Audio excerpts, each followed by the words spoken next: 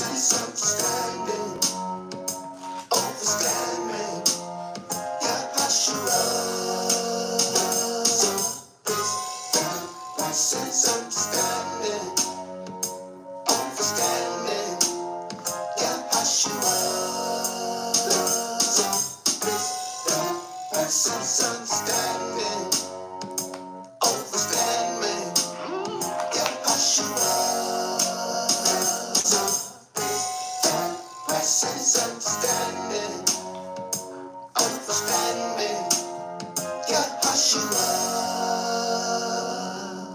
I need your peace to keep funkin' with me. I need your peace to keep funkin' with me. I need your peace to keep on.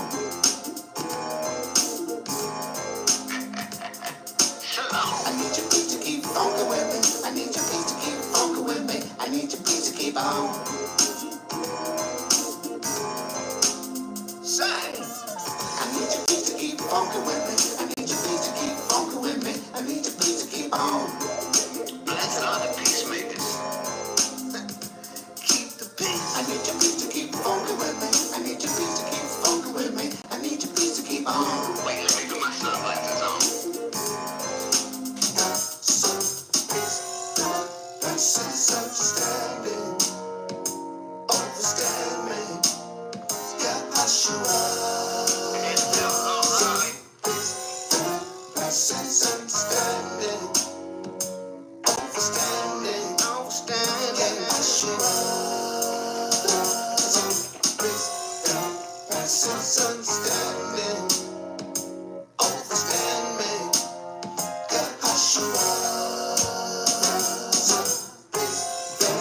Sense understanding, overstanding, Yahushua.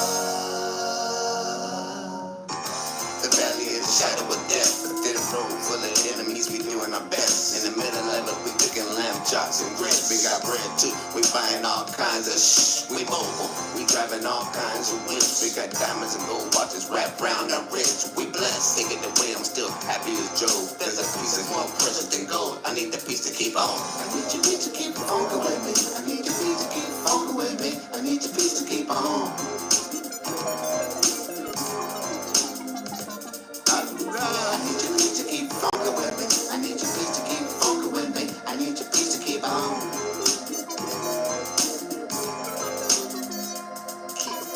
I need your peace to keep funkin' with me. I need your peace to keep funkin' with me. I need your peace to keep on. Alright. I need your peace to keep funkin' with me. I need your peace to keep funkin' with me. I need your peace to keep on. I need your peace to keep funkin' with me. I need your peace to keep funkin' with me. I need your peace to keep funkin' with me. I need your peace to keep funkin' with me. I need your peace to keep on. Feeling good at the Hebrew good during the apocalypse. I need your peace to keep funkin' with me. I need your peace to keep funkin' with me. I need your peace to keep on. Yeah. I need your peace to keep funkin' with me. I need your peace to keep funkin' with me. I need your peace to keep on. Shalom, shalom, shalom, shalom to all of you, my heavenly Father's children, to the 12 tribes of Israel scattered worldwide, to the four corners of the earth, shalom. To the bloodline descendants of Abraham, Isaac, and Jacob, waking up to your true identity in the land of your captivities, shalom. To the sons and daughters of the transatlantic slave trade that still reside in the same land that our ancestors were held captive, fulfilling the Holy Bible, fulfilling the scriptures to the letter. Shalom to those that are finding out who they are, whose they are, and waking up to the truth in these last days, coming out of darkness and beginning to walk in his marvelous light. Shalom. And to the companions of the house of Israel, and to those wild branches that Abba Yah is grafting in to his natural branches. Shalom, shalom, shalom, shalom to all of you. Shalom. I'm Dr. Yoshiyahu Dawid ben Israel, more here at the Awakening Remnant Koalition. And as promised, we are right back in the study where we left off last night. It was getting good. It was, boy, we started walking through that thing. And when I looked up, we was already over an hour. I said, man, where did the time go? So we made the statement, if Abba Yah allow us back in this room, under these, behind these cameras and under these lights, that we would once again continue our study on staying focused in a world where everything is trying to pull our attention away to take our eyes off the prize. We brought a message titled Stay Focused, and we came out of Proverbs. We once again want to look into the Proverbs. Definitely. We want to go back in the Proverbs and look at this admonition given to us and examine why it's important that we stay focused.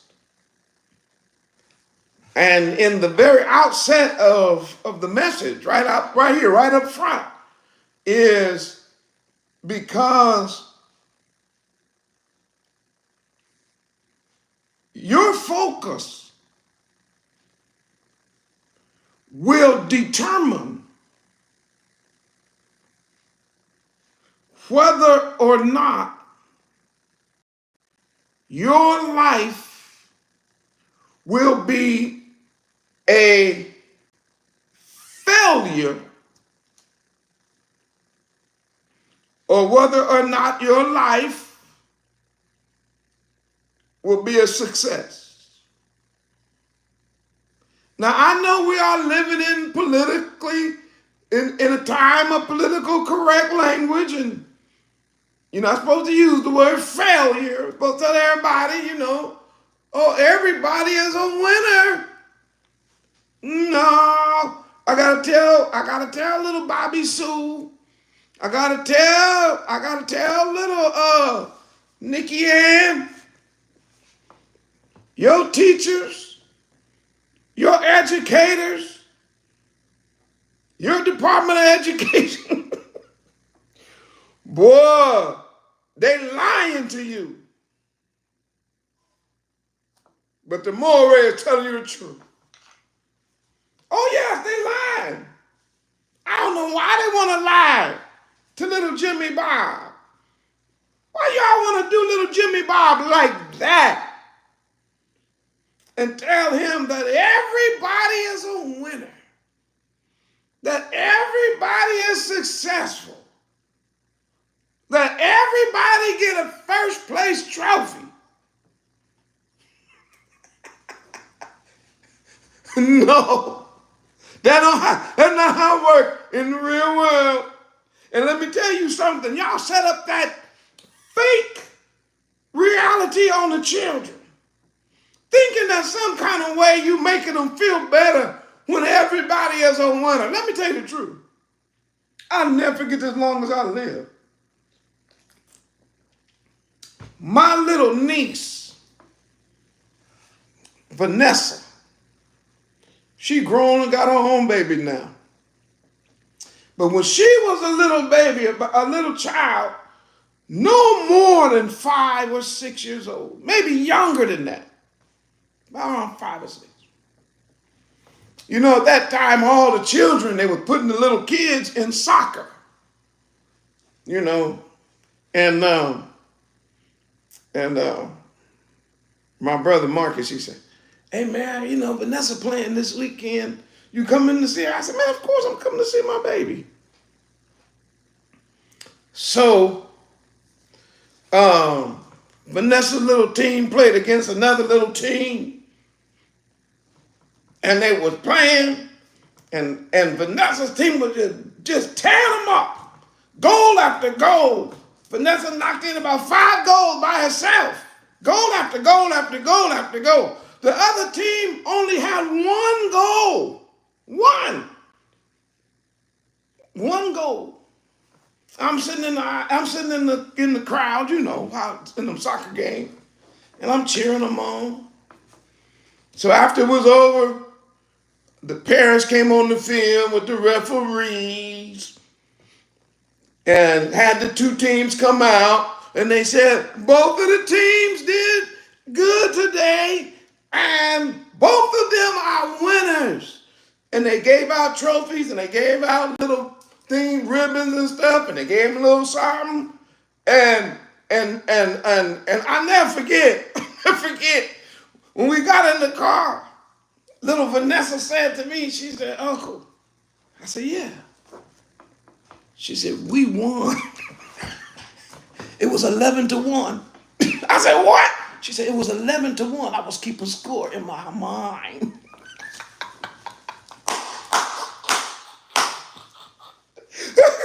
She said, "Boy, I don't care what these teachers say. I don't care what these liars are telling these kids. That my niece said, 'Uncle, we won.'" I said, "You won?" She said, "We won. They lost." She said, "We won. It was 11-1. I said, "How do you know?" "I was keeping score in my mind." And look, right there, you already know she got high marks from her uncle. She got high marks from the Morehyosh. Why? Because it let me know of her mindset. When she went out that morning to play at 5 years old, she wasn't just playing so that everybody could just get a trophy or a award or none of that. No. Her mindset was to win. Her mindset was to dominate. Her mindset was to score as many goals within that 35 minutes, an hour, whatever long they kicked that ball. She was like, "We winning." It's the mindset I'm going to talk about. They tried to mess with the kid's mind, saying it don't matter, just long as you get in the game and play. That ain't real life. Why are they lying to these children? Why are they lying to the young people? Trying to create a world where everybody is successful and nobody is a failure. Let me tell y'all something about the real world. There are in this world those that are successful. And there are those in this world that are unsuccessful. They didn't make it. They failed. If y'all can understand what the Morehyosh just said, whether you like what I said or not, if you can understand it, put a 12 in the chat for the 12 tribes of Israel. Put a 12 in the chat for the 12 tribes of Israel. You know what you're saying? Man, I can hear you and I understand it.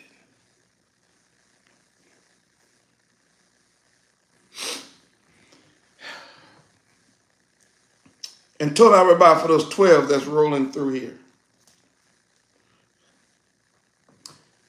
So,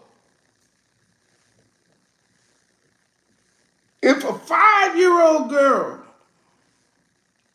understands the difference between success and failure, how is it that adults act like that don't exist?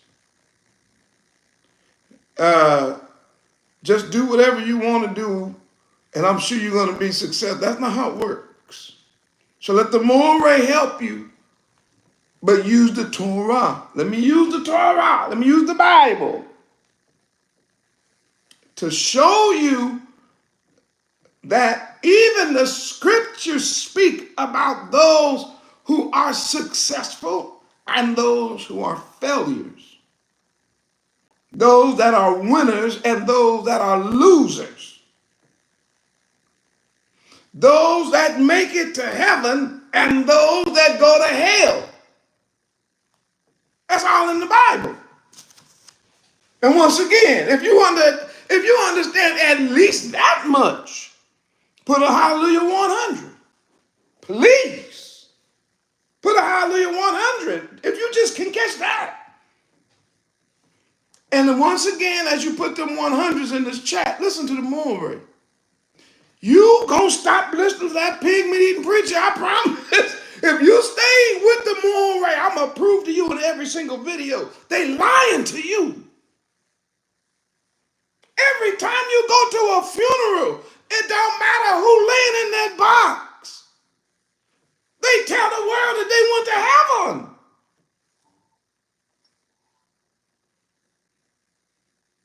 No, they did not.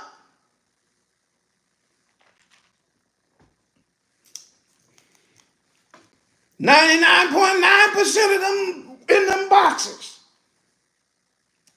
is waiting on the judgment. They land, 100% in them boxes waiting on the judgment. 90% ain't gonna make it into the kingdom. Unfortunately, they will hear the words from our King, "Depart from me, you worker of iniquity. I never knew you." Now, I know this is some hard-hitting biblical commentary. You're not used to it. You're used to a weak, jelly-back preacher. I heard this one preacher say, one brother say, you used to a mealy-mouth preacher. You used to a goat-riding preacher. You used to a preacher he's a hireling on somebody else's payroll. You're used to somebody that's always going to speak soft and kind things. You got itching ears that they willing to scratch. Different kind of Moreh over here.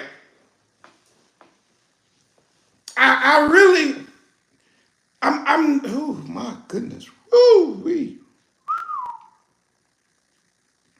I'm going to be honest.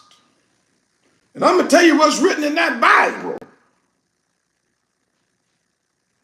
There are winners and losers. There is success, and then there's failure in the Bible. And I want to talk about it. I want to talk about tonight, in the time we have left, the mindset of success. So if you all don't mind, I know that this subject is way deeper than 45 minutes or an hour. I know that. But let's at least open the door and take a step into the pathway of the righteous. Let's at least do that tonight. Write in the chat the mindset of success. Write it in the chat. The mindset of success.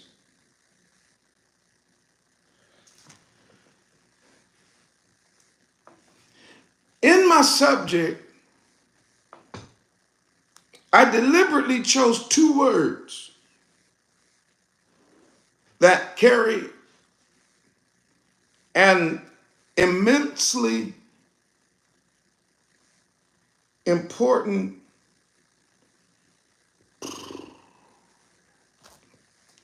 truth, or these words is heavy. They make they make all the difference in the world for you. The first word that I chose in the subject was mindset. And the second word that we're going to emphasize is success. So there's two words that are important, immensely important, more important than you'll ever know, especially during this time of the last days, the collapse of the empires, the apocalypse, the unveiling of the king, the unveiling of the true house of Israel, the revelation of who the beast is and the beast system and the revelation of the dragon and all of the other things that's coming out. One of the most important things we need to look at is the mindset. I've used that word on purpose in English. Mindset. And the second word is success. Because these two words will, if you have to keep these two words, I heard the brother say, I can't get out of my mind. You got to keep these two words deep in your spirit. What? You better keep this word mindset and success inside of you. I don't care what these heathens are saying. Just like out here on that soccer field with my baby. She told him, I don't care what they say. I know who won. We won. And I remember the score. It's 11-1. I said, how do you know? She said, because I kept score up here. And what she was out of the mouth of babes, what she was saying was my mindset. While the other kids, they didn't know what the score was. She knew what the score was. And everybody was acting like everybody won. She said, no, everybody didn't win. We were successful. So the idea of the mindset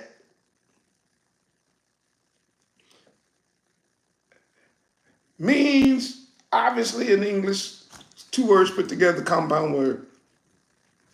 Mind and set, obviously, right?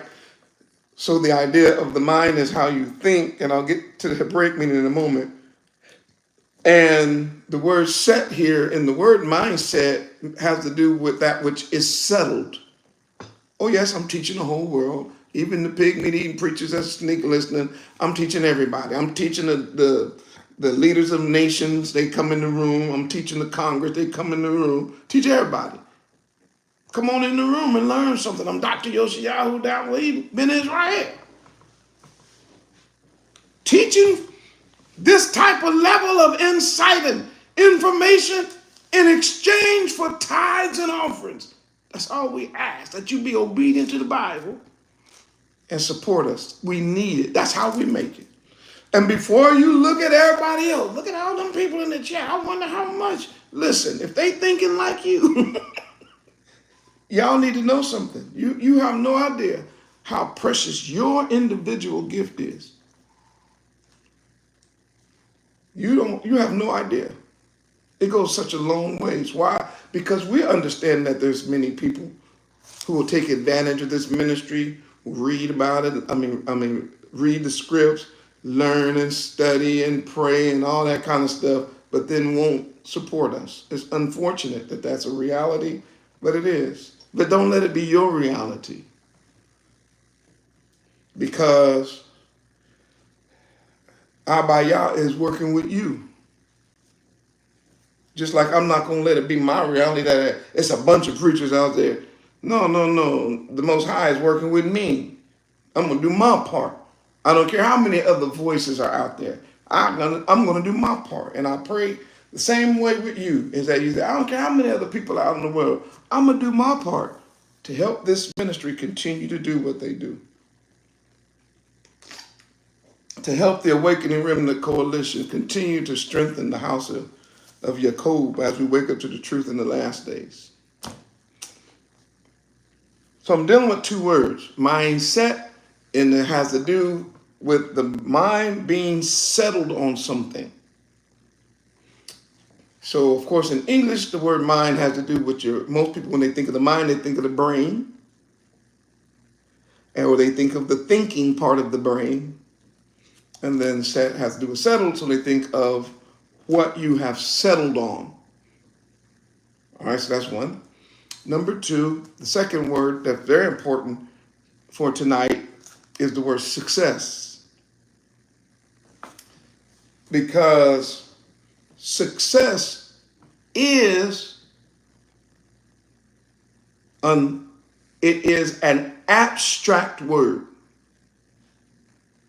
Success in English is any word. I mean, it can be interpreted any way by anybody in English. Success in our mind means making it.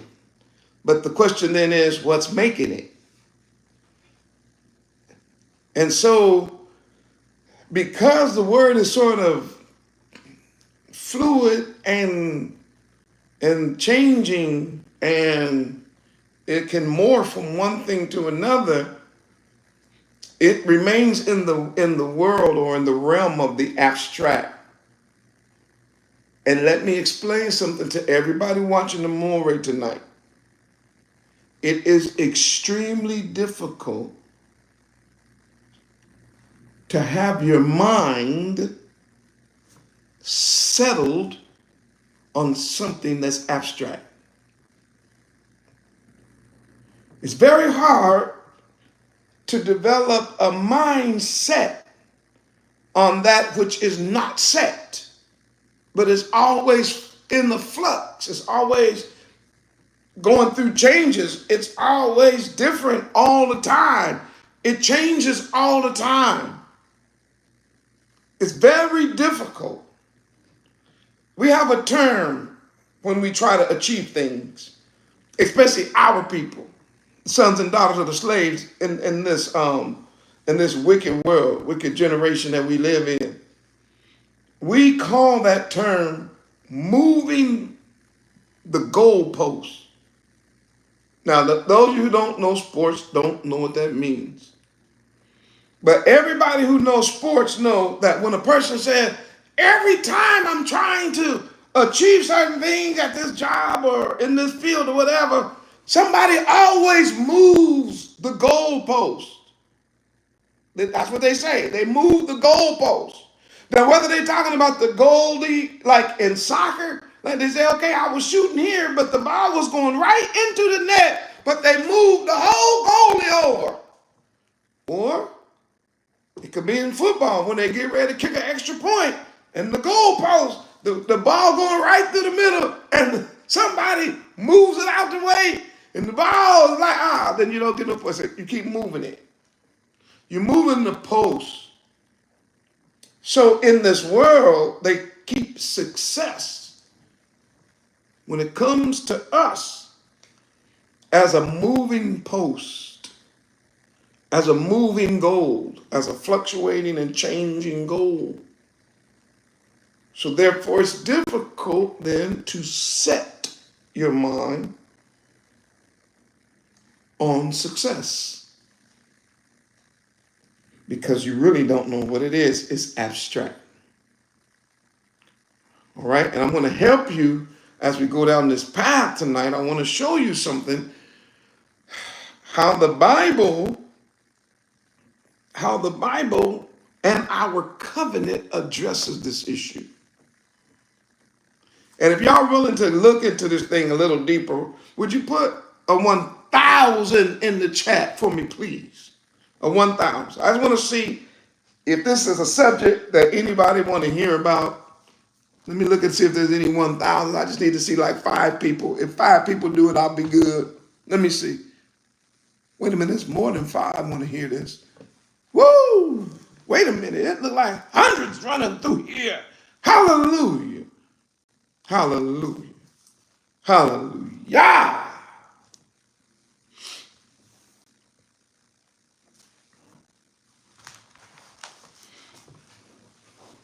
As I was preparing today's lesson, because I had made a promise that I would pick it up where we left off, and we talked about stay focused.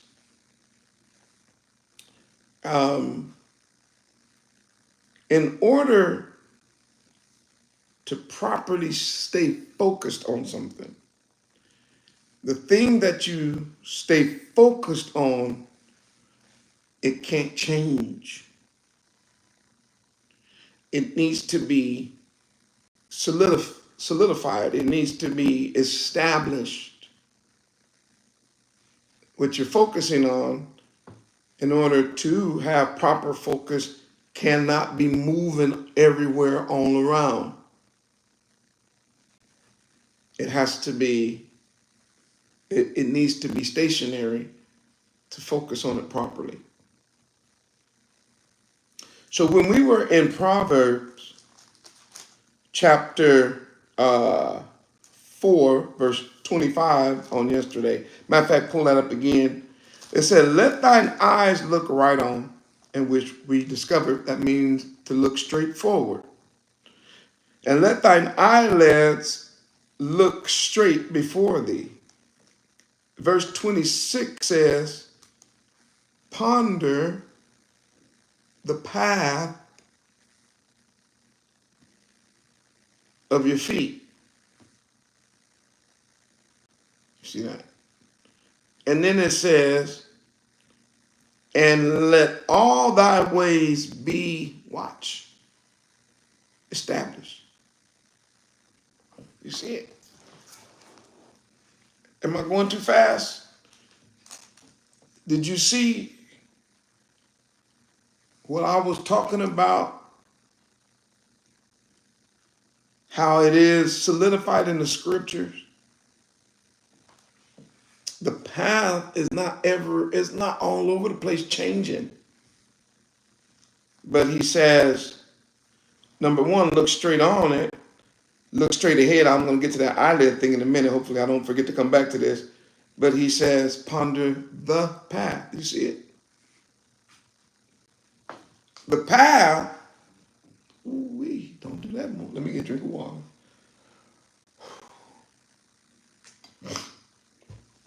The path has already been established. So therefore, our focus is not trying to create a new path, but our focus is to try to rediscover the right path. Because of our disobedience, we were placed into captivity, slaves in all the land, and we were separated from our inheritance. We were separated from our Torah. We were separated from our covenant, which today these pig-eating preachers are continuing to they are continuing to hinder us from returning to the path. One path, by the way, that never changes for us. And this path is supposed to have, listen to me, our undivided attention. Pathway. It's supposed to be it's supposed to be the primary thing. Because it's considered the path of life. And we are supposed to be looking at it and not allowing the distractions of this life to pull us to the right of the path or to the left of the path. We are not supposed to be doing that. That's against the Torah. And unfortunately, many of us, you probably, a lot of our people, unfortunately, in the land of our captivities, we don't spend a lot of time like hiking. We don't spend a lot of time in the mountains following trails. And we very seldom will put ourselves in life and death situations where getting off the right path could actually cause hurt. It could cause harm. Getting off the right path could cause injury. It could cause the breaking of bones. It could cause hypothermia. Getting off the right path can cause you to start hallucinating. You get out there and get off the right path, you lost. You don't know what that feels like because we don't do it often. But our people did it all the time. Our ancestors understood the idea of a path because most of our lives in the pathways in those days, those pathways were the pathways of life. So the path, for instance, say of the shepherd with the sheep. You see that, and it's probably the easiest one to see because you can see it in Psalm 23, and most people know that song by heart. So what Psalm 23 is, it's a circle, right? So he starts off at the house. Yahuwah is my shepherd, I shall not want. All right? And then if you understand the movement of the shepherd, he makes me to lie down in green pastures. So what we've done here is we've moved from the place, the stable, what do you call the sheepfold, and he's leading us, right? The very first place, green pastures. Yeah. I know what y'all be saying. Moray, how you be seeing all that? I've been reading that verse all my life. I've heard that verse 1,000 times, but I never knew that it represented the pathway of the sheep. Yes, it does. It's a cycle. Now you see it. I don't have to go no further. This is why you come in the room. And this is actually why we ask for tithes and offerings. This is why we ask you to support this ministry. Very few people can give you insight on the scriptures like this. They don't know the Bible. It's unfortunate that they don't. I wish more people did, but people don't read the Bible. They don't know. But let's look at the path real quick. So he says, he's my shepherd. So we begin in the sheepfold, right? And then he makes me to lie down in green pastures. So that's the first move. It's in the spring. So we go out and we eat the green grass, right? And then he leads me beside the still waters. And there he restores my soul. Leads me in the path, there we go, of righteousness for his name's sake. Okay? So now we got to go to the next place. Where's that? Yea, though I walk through the valley or the shadow or through the shadow of death, I fear no evil. So what is this? This is the shepherd leading the sheep through dangerous terrain. But it's already a path. But the shepherd has done this maybe 100, well, no, if you're doing it once a year. Let's just say this shepherd probably did this path 30 times. And his father did it 30 times, 40 times before him, and his father did it. So they already know the path. So the sheep become more comfortable going around the path because the shepherd's done it so many times. So even if he has to take them to a high mountain, they don't worry about that. Even if they have to go down through a low valley, they don't have to worry about the valley of the shadow of death. Even if it's dark, they don't care. They don't fear no evil. Why? As long as they can see the shepherd, they good. Long as he got that rod and that staff, they got comfort. And so now the sheep are depending on the shepherd, but the shepherd knows what to take the sheep when? During the cycle. So of course now he's moving the sheep further away from the house, right? Now they're out amongst the wolves. Now they're out amongst the marauders, the thieves. Now they're out among the bears and the lions. But the shepherd is so good to the sheep, he'll prepare a table before them in the presence of the enemies that want to kill them.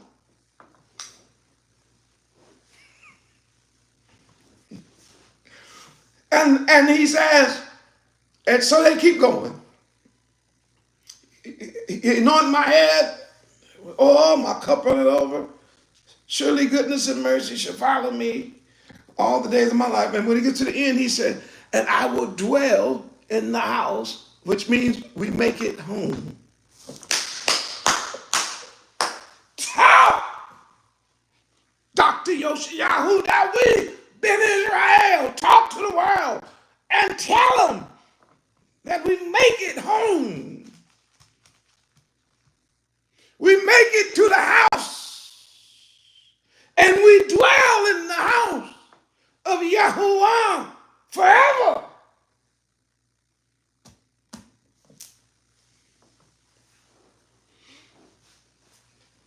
Ooh, y'all, excuse me, you know, I done told you 1,000 times. I'm a preacher first. I know, more we need some teaching. I know, I'm a teacher too, but I'm a preacher first. And I have to always tell the preacher, man, sit down. Always. I'll be trying to teach a lesson. I want the teacher, Dr. Yoshi, I want to stand up and just teach a good lesson, you know, try to help Israel. And then the preacher want to get up and holler, oh, you know what I'm saying? I'll be like, hey, preacher, can I just teach the people? He'd be like, no, tell them that. I'm going to dwell. I'm going to dwell. That's all. Where? In the house. Yeah. I'm not just on a random path. I'm not just choosing any which way to go. I'm not just out here willy-nilly. But I'm on my way somewhere. And I really wish you would come and go with me. Where you going? Why, I'm going to my father's house.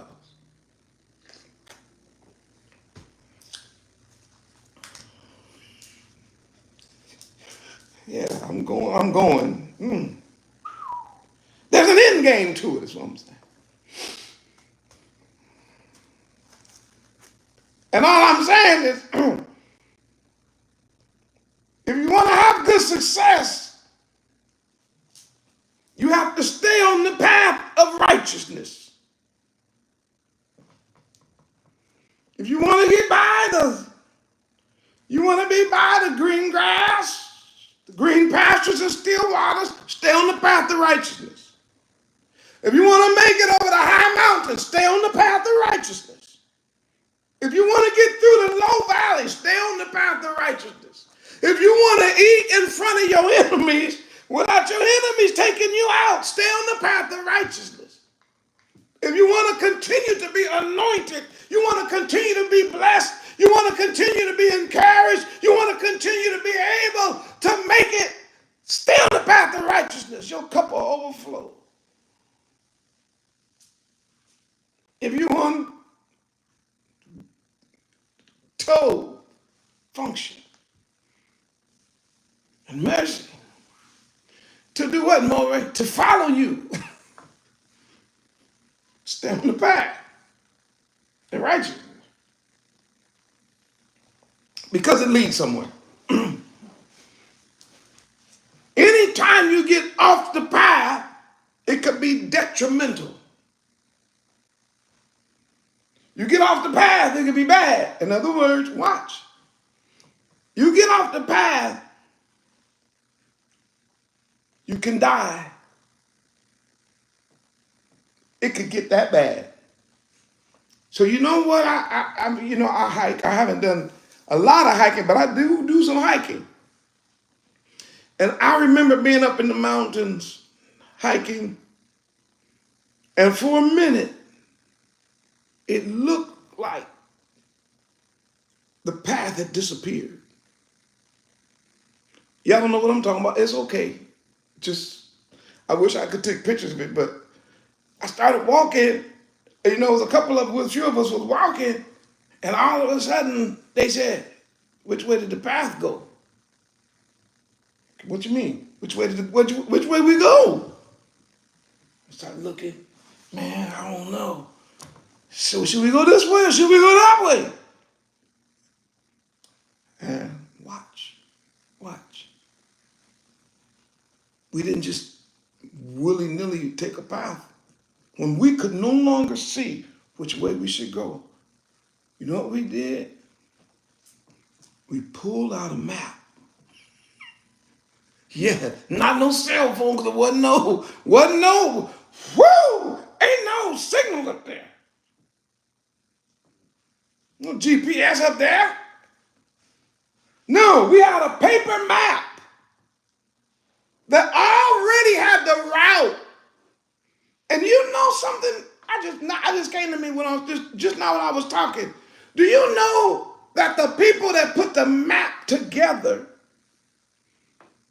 had done that trail so many times that they actually marked on the map the spots where they thought that you might get lost. So they would say, when you get here and you're trying to make a decision to either go this way or that way, if you're right here, then say, make sure you stay to the left.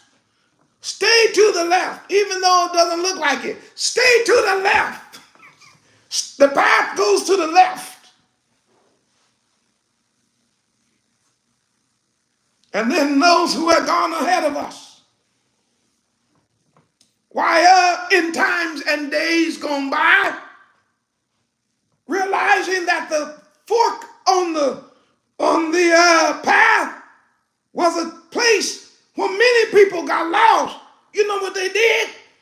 Now this ain't the map people. This is just other travelers. They started putting rocks on top of one another. I know y'all don't believe the moral right? Yes. And we looked and said, man, look at that pile of rocks. What's that all about? And we found out that as you put the rock down, and then it was to help someone that's coming that way say, hey, I know when you get here, you're going to want to go that way because it looks like you should go that way, but don't go that way. The real path goes this way. And then what they was doing was trying to give you a hint. Stay on the path. So do you know what we end up doing? Look at you in the chat sound. I'm trying to help the house of Israel. So you know what we would do at that point? We started staring at the path. Our eyes got focused. And we started to really watch our step. We started to really pay attention. Why? We didn't want to get lost. We didn't want to get out there, run out of food. We didn't want to get out there, break a leg, fall off a cliff, fall off a rock, whatever. We wanted to survive. We was trying to get to the camp. But watch. Our goal was not just to get out to the campsite. Our goal was also to make it back home.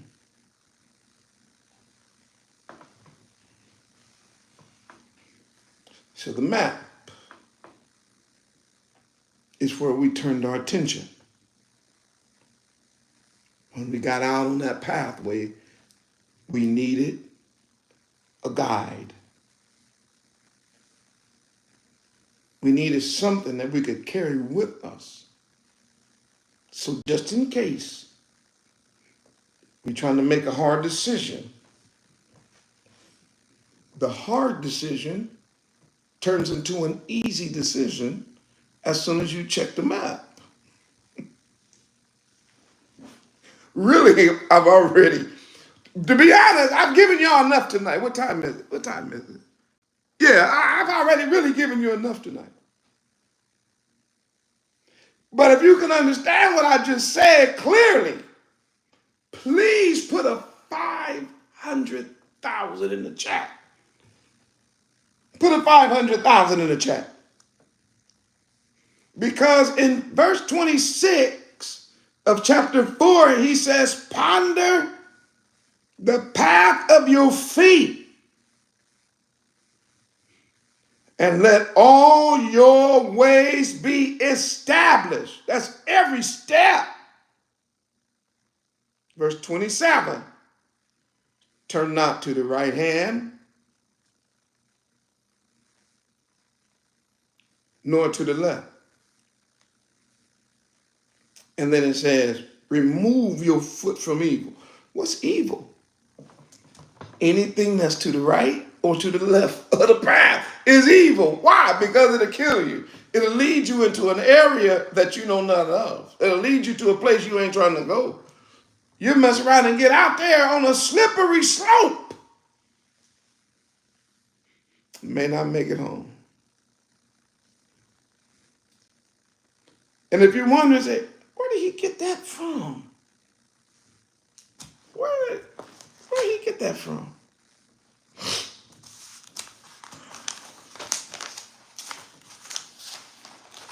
Go in your Bible. You know what? I think I want Deuteronomy 5. I think I want Deuteronomy chapter 5. Go to Deuteronomy chapter 5. Do y'all remember? Is that Netanyahu in the room? Shalom, my brother from another mother. Good to have you in the house, huh? As always. And I heard it's storming again. And I told you about the best coast now. Yes, we always praying for you all. We heard about the rain and the weather down there. But you my brother from another mother, so you already know. But it's good to be in the room with you. Okay, I think I want Deuteronomy 5. Yep, Deuteronomy 5, verse 32. Deuteronomy 5:32. Watch this.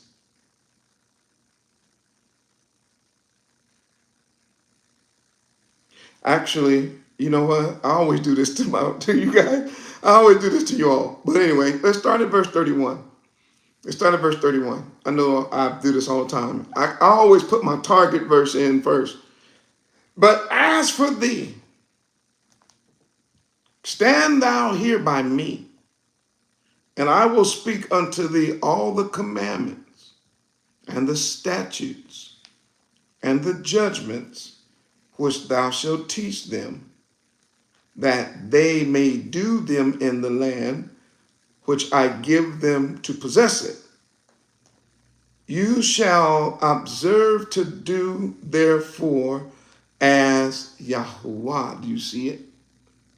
Your Elohim has commanded you. You see the difference? Yah is your Elohim, and you got to do what he's commanded you. You shall not turn aside. There it is. Same words that's used in the proverb. You shall not turn aside to the right hand or to the left. You see it? You got to stay focused. You stay disciplined. But you keep your eyes on the path and make sure you walk the path I tell you. One, because my path ain't going to change like this wicked world. My path is consistent and it's righteous. And my path works. My path leads you. It leads you home. My path is the path of success. Verse 33. You shall walk in all the ways which Yahuwah your Elohim have commanded you. Now here's where I got that part from. That you may live. You see it? That's why you stay on the path, that you may live. Number one, life is on that path. We must focus on this path because number one, he said that you may live. Then it says, and that it may be well with you. And that you may prolong your days in the land which you shall possess. So the mindset that he's given Moses is to stay focused on the commandments, the statutes, and the judgments, and to do them. That's what the word observe. You shall observe to do, therefore. So that's the path. This is why I try to tell all the preachers and the sneak listeners and everybody else all over the world, this idea that the Old Testament been done away with, by saying that, you're removing the path from the people. You're removing the very opportunity for the people of Yah to live. And you're removing the opportunity for them to have life and have life more abundant, that it will be well with them. But then you also are taking away from them, which you can tell based on our culture, the idea of prolonged life and prolonged days on the land. This is the covenant, by the way. So this is the covenant relationship that Yah put us in. We are in this covenant. Our ancestors agreed to it, and we are in this covenant. So therefore, watch this. The mindset of us never changes because success for us never changes. We don't change a mindset if you have the mindset of the Torah. If your mindset is his commandments, if your mindset is his commandments, his statutes, his judgments, that you're going to observe and do, that you're not going to turn to the right or the left. Why? Because you're settled on his word. That settling on his word guarantees what? Success. It does. Boy, what do you mean? I'm telling you what I mean. It guarantees it. It's in the covenant. It has to happen because Yah ain't going to be a lie. See, the difference between us and everybody else, I keep telling y'all, we're in a covenant.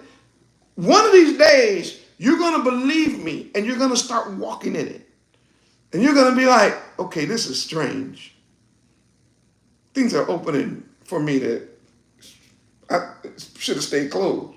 No. In the covenant, you started keeping the covenant, then you start opening the doors. Wait a minute, hold on for a minute.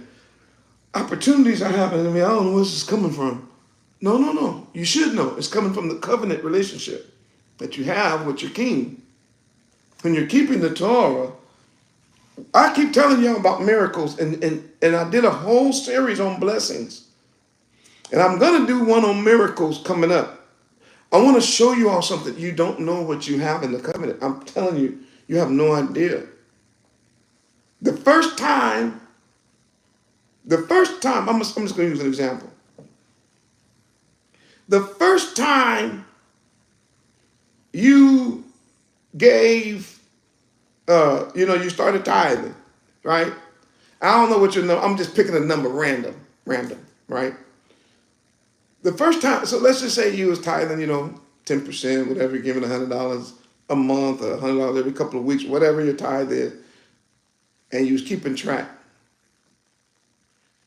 And then you started counting your blessings, and you said, and I done got back double. And what do you mean? I had gave like, this we be talking to people. I was gonna just start tithing. I gave like $100. The other day something happened. I was working. I got this, that, or something. Did this, boom, boom, and I messed around and got $500. You like, and know what we most of the time do? We blow it off to luck or chance.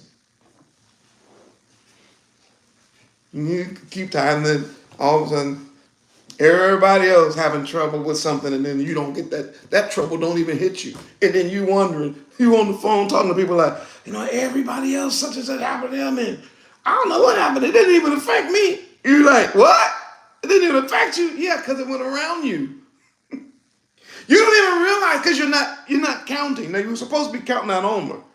We went through that whole thing. If you would continue to do that, I wouldn't have to get on here and talk about tithes and offerings. If you would just do it, you would see that all the time you're being obedient, he's flipping it for you. He does it. You will see it. And then you start seeing the other blessings, because most of us, we only attribute blessings to money. And I've already did a whole lesson on blessings. But when your eyes open to this covenant that we're in with our King, that's why he died, to ratify the covenant. Why? Because it had to be in place when he woke us up to the truth. This covenant had to be solidified. It had to be in place. Why? Because we were going to need this covenant in the land of our captivity. We were going to need this covenant functioning while we were in the land of our captivity. Because he already knew we wasn't going to have no army. We'd be powerless against our enemies.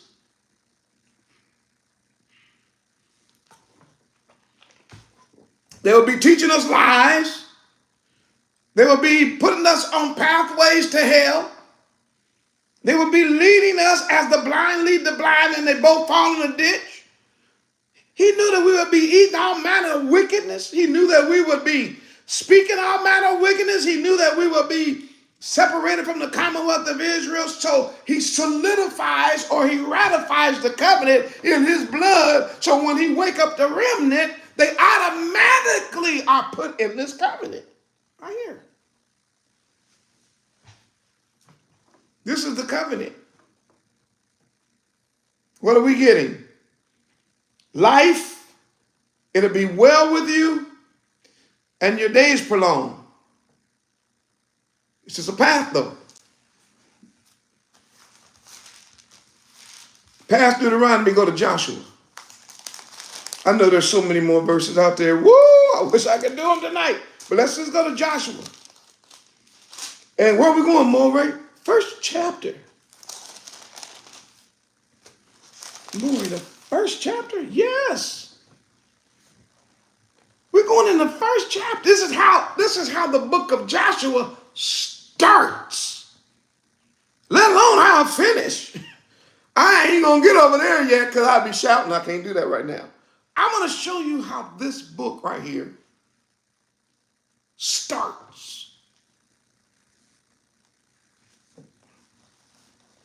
Now, after the death of Moses, Moses is dead. Yeah, he died. So is the law done away with? No, you heathens. No, you slumber bruise, and no, you pigment-eating preachers. If the law was Moses' law, then I could understand it. When he died, the law died with him. But that ain't Moses' laws. Those laws were given to him by Yah. So his laws and the statutes and the commandments, they don't die when Moses died. When Moses died, it was the next man up.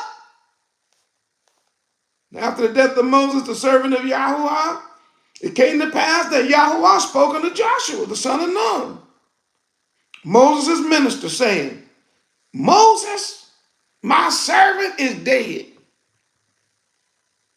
Now, therefore, rise and go over this Jordan.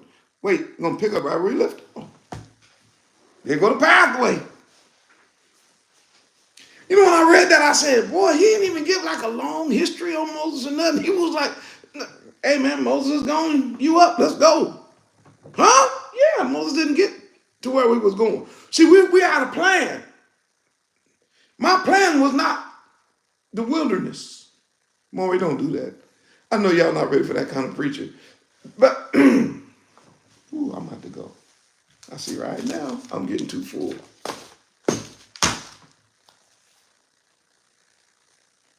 His plan for us has never been the wilderness. The wilderness has always been just a means. It had never, the wilderness was never the end.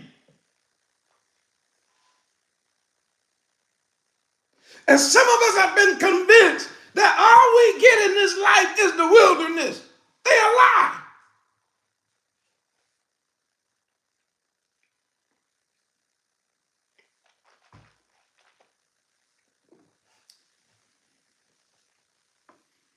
We going somewhere. We're on our way somewhere.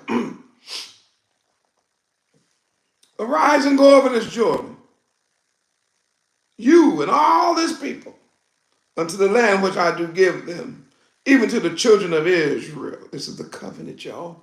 I'm reading to you the covenant. Every place that the sole of your foot shall tread upon, that have I given unto you.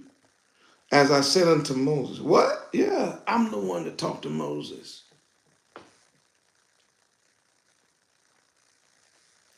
From the wilderness and this Lebanon, even unto the great river Euphrates, all the land of the Hittites, and unto the great sea, that's the Mediterranean Sea, toward the going down of the sun shall be your coast.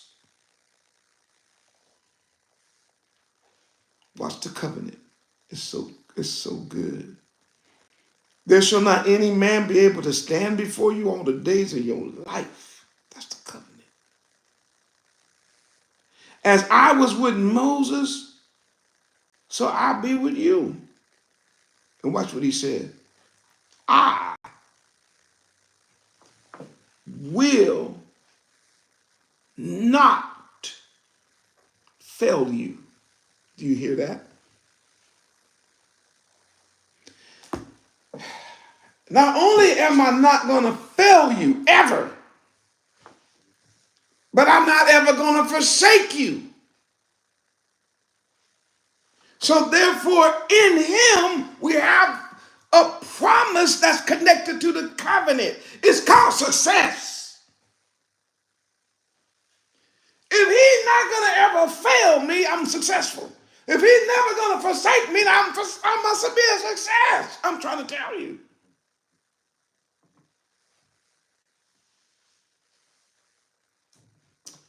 Whew.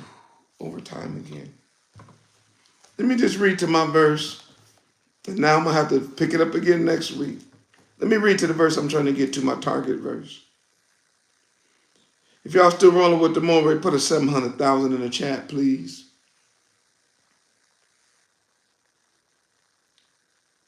That's verse 6. He said, he said, be strong.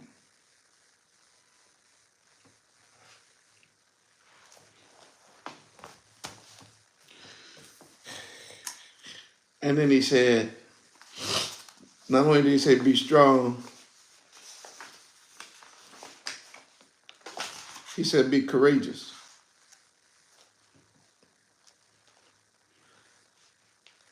I was going to do a deeper dive into the Hebrew, but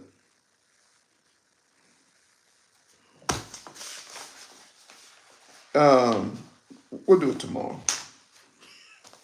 We'll do it tomorrow. If the Most High let me back in the room, we're gonna go into. I'm gonna make a note of this, that we going into the Hebrew words here tomorrow.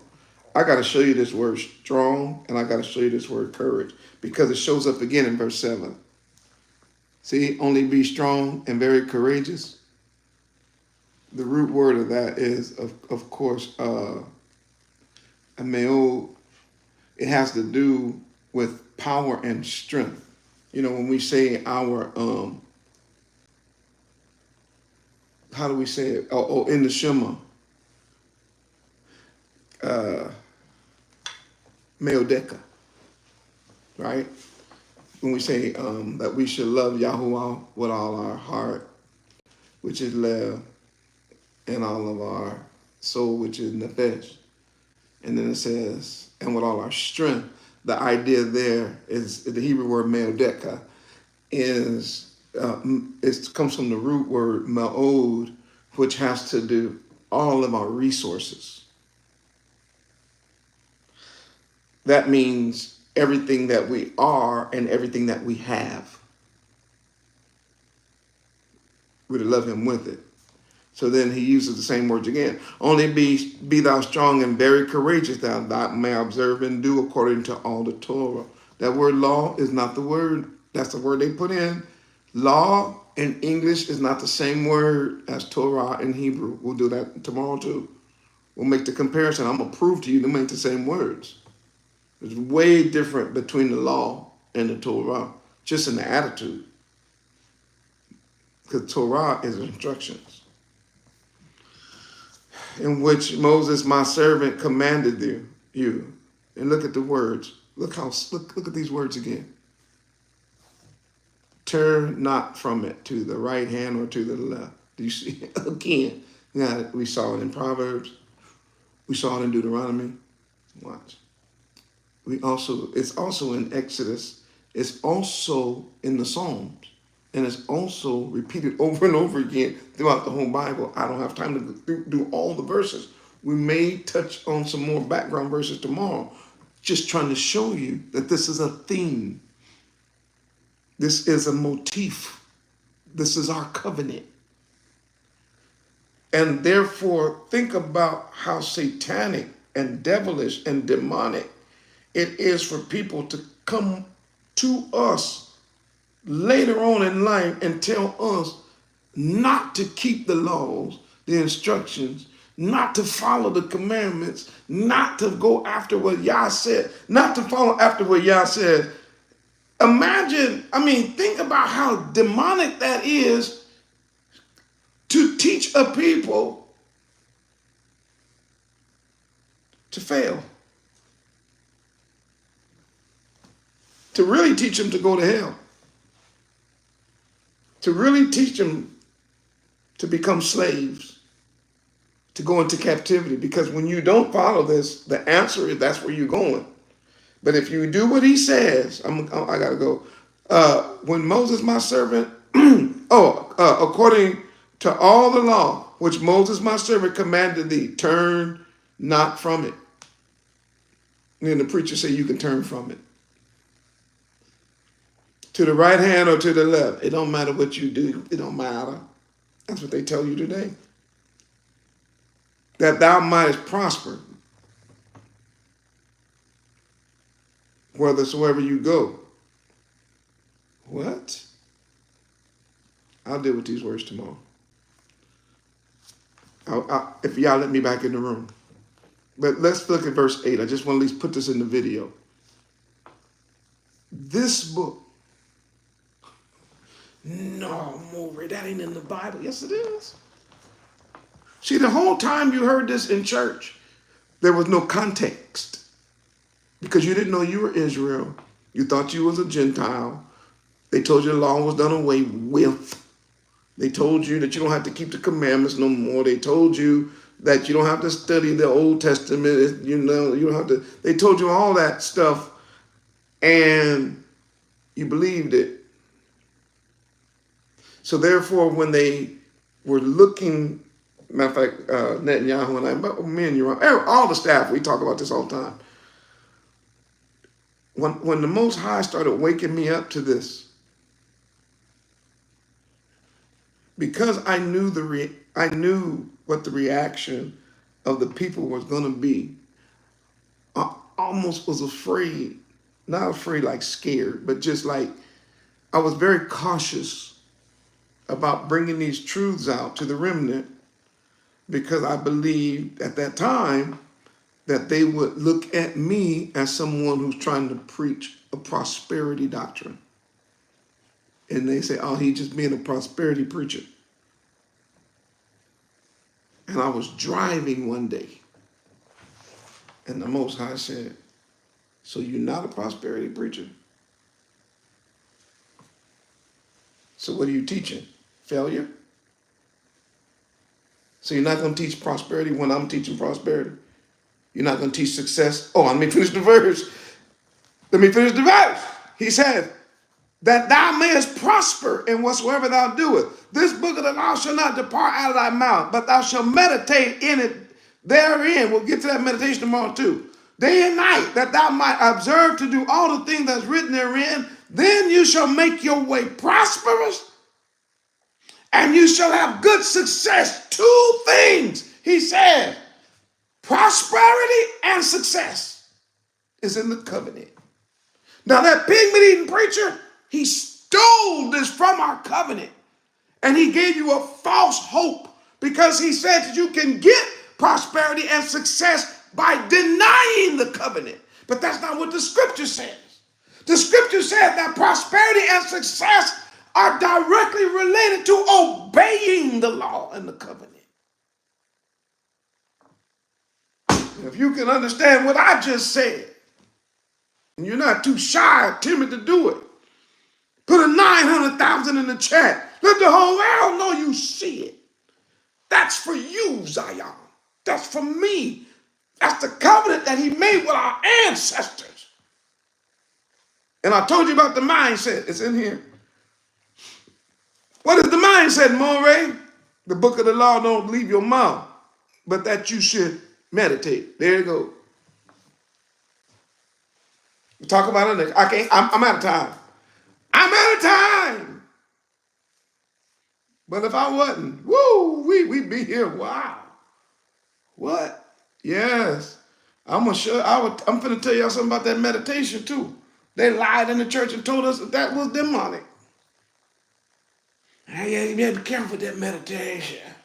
You know, let's start doing that meditation. It might lead you into some weird things, you know what I mean? Meditation. Then we read the book, then read the Bible and say, no, we're supposed to be meditating. Matter of fact, he said we're supposed to meditate day and night. Then we get to the Psalms, the very first Psalm. In his law that I meditate both day and night. And then we get to they're like, these heathens lied to us through the whole Bible. Everywhere we look, we've been lied to. But it's okay. Y'all putting the truth in now. Why? It's the revelation. This is the apocalypse. And under the apocalypse, my brothers and my sisters, he is about to show everything. We're going back to where we started.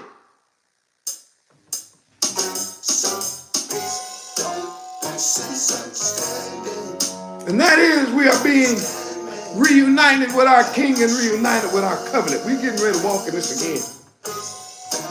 But Moreh, don't you keep talking about the world is falling apart. Yeah, but y'all's not. I keep telling y'all that. The beast is falling. Yah is not falling.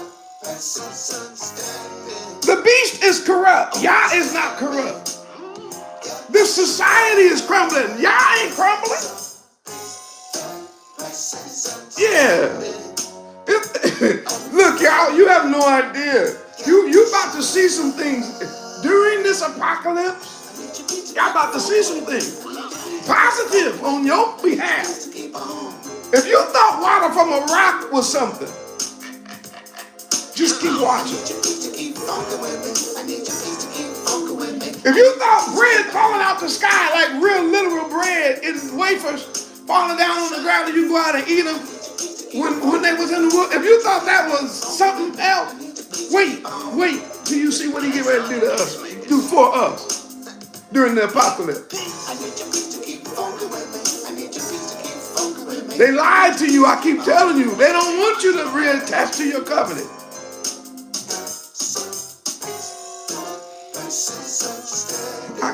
I gotta go. Thank you, administrators, for being in the room, helping me out. Thank you, all of you who participated in the chat. Y'all don't know how full I am right now. I want to preach another hour, but I gotta go. But wait till you start, when they put you in the fire and all the heat is gone from the fire, but you still walking in the flame. Wait till that happens. Wait till the brooks start to dry up and the birds bring you food. Then you be like, what is happening? Covenant, baby. We in a relationship. Eyes gonna start seeing and ears start hearing. Heart start knowing. Wait till he start preparing the table before you in the presence of your enemy. And you be like, where did this food come from? Everybody else going through it, and I got more food. It is literally more food than I can eat. Wait till that starts showing up on your behalf. You'll be like, what? Yeah, because I'm getting ready to show you. That mindset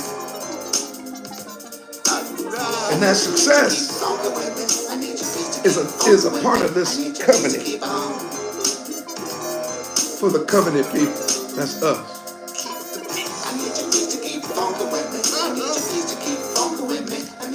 And I'm telling you, it's a promise. Gotta go. Y'all put on 1 million if you learned something tonight. If you were encouraged.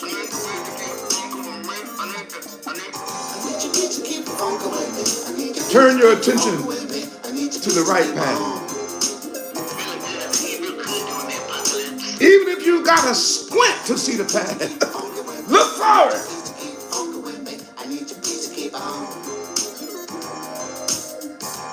Every step you take. Oh, I got to hear this.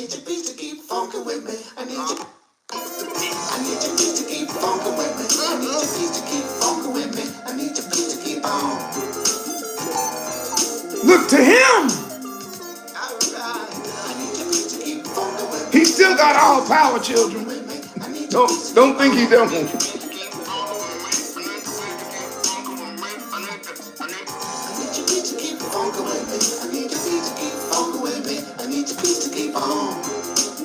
So what we need is the mindset of success. And the mindset of success is the mindset of our master. It's the mindset of our king. I need your peace to keep funkin' with me. I need your peace to keep funkin' with me. I need your peace to keep on.